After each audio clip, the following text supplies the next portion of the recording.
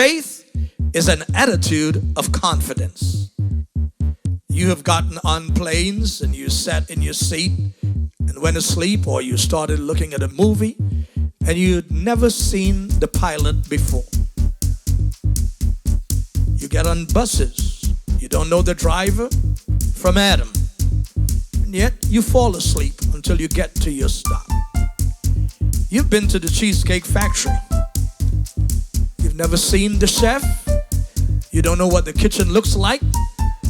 You don't know what bottles are being poured into your food, and yet you sit down and have a conversation and you eat your food without thinking. Faith is an attitude of confidence. Faith is fundamental to being a Christian. In fact, a Christian is simply someone who responds to God in faith. When God makes the promise, faith believes the promise. Even if it's big, even if it seems impossible, faith believes the promise, and then hope steps in, and hope anticipates the promise, gets ready for the promise, and then work births the promise. God makes a promise and gives us a dream, but instead of believing the promise, we tell ourselves, well, this can never happen. Have you ever told yourself that? Stop telling yourselves you cannot. Because if you tell yourself you cannot, you will not. Faith says, I can do all things through Christ who strengthens me.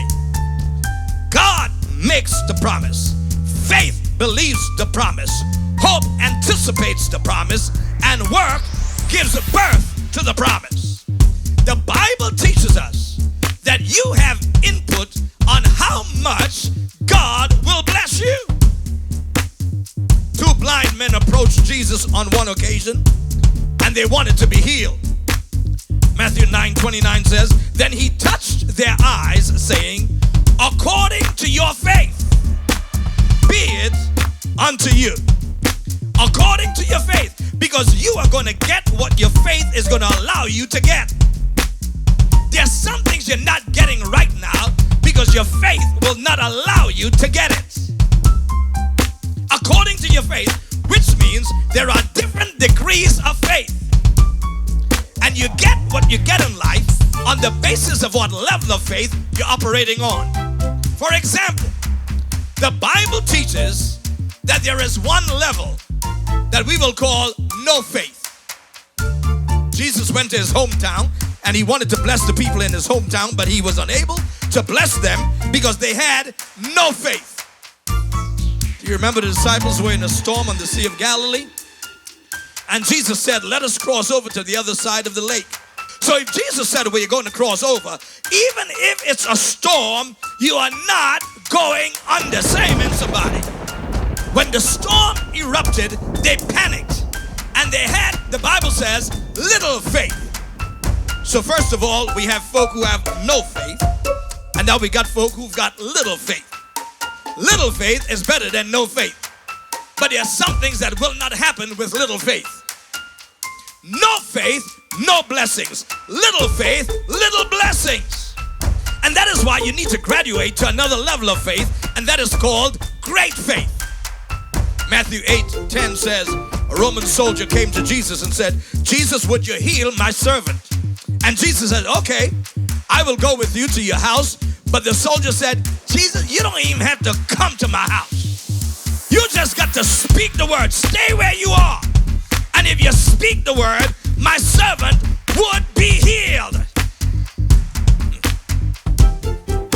Jesus was so impressed with this Roman soldier, it said, Jesus heard what he said and marveled and said to them that followed, verily I say unto you, I have not found so great faith, no, not in Israel. Great faith says, long before I get what I'm supposed to get because I prayed for it, I'm going to act as if I received it. But as great faith is, there is even a higher level of faith.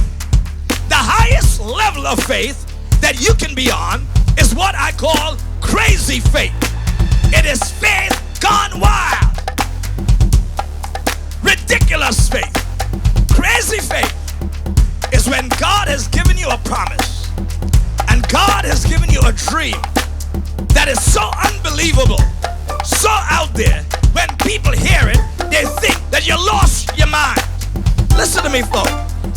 When you have a ridiculous, crazy faith, you will believe some things other folk can never believe.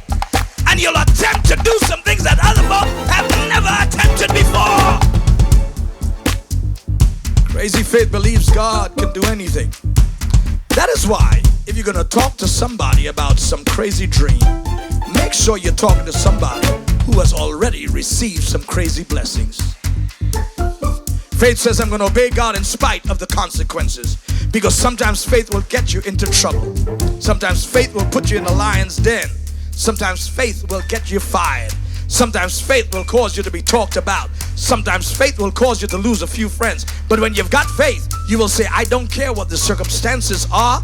I'm going to obey God in spite of my feelings, in spite of my circumstances, and in spite of my consequences.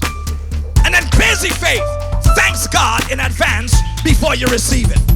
Anybody can shout when you get it. Anybody can shout when it's paid for. Anybody can shout when you get healed. But faith thanks God before you get it. Faith shouts before the bill gets paid. Faith shouts before you get that wife or husband. Faith thanks God before the healing takes place. Faith trusts God if you don't get it.